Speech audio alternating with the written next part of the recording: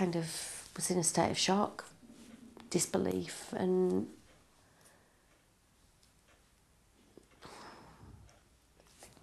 you can't explain the feelings or what's going on. It's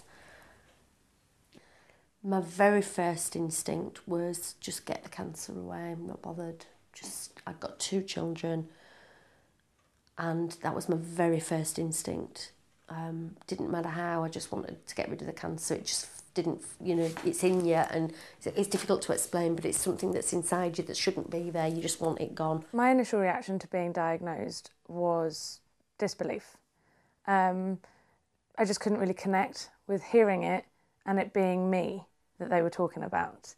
It was horrible because I had to go and pick the kids up from school. I kind of try and pretend everything was normal, It was just really, just felt like I was in a... But I remember I said, no, I'll go and pick them up, I'll go and get them. And I walked for some fresh air because it was walking distance from school. I remember walking down the street and everybody's getting out of the car. Normal tea time, routine for everybody. My world had collapsed and everybody else's world was normal. And I just remember feeling so alone and so... I wanted to just grab somebody and say, do you realise you're laughing and joking about something and I'm going to die, you had every emotion. You felt hurt, upset, frightened is the biggest, terrified, but angry as well is one of the other emotions. It's not poor lady that's just walking down the road having a laugh with a friend's fault, but you wanted to sort of hit her and say, how can you laugh when...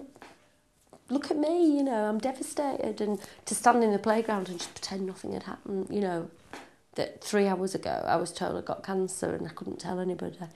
Just too difficult.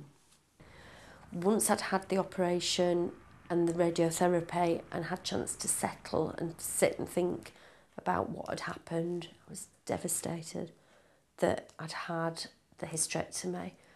Because we'd talked about having a 3rd child, I felt lucky that I'd managed to have 2 children. I hadn't got fertility problems, that I couldn't have any.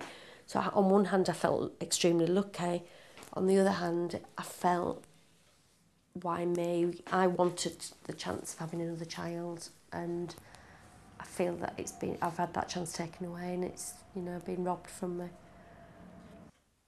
To be told you've got cancer is bad. To be told that it's come back and that the chances of it going are very, very small, you cling on to absolutely any chance that you might have of getting through it. I remember sitting with my consultant talking about having the possibility of having this pelvic exenteration.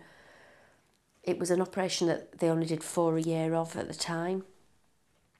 It was a hugely radical operation.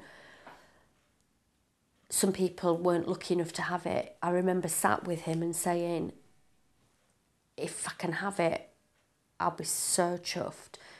And I remember saying, even if I had to wear a stoma bag on my forehead, if I had the opportunity of seeing my children grow up, I'd take anything. And that's how I felt. I kind of took every day as it came, and to me it was just, if I can have it, brilliant, deal with the consequences of it later.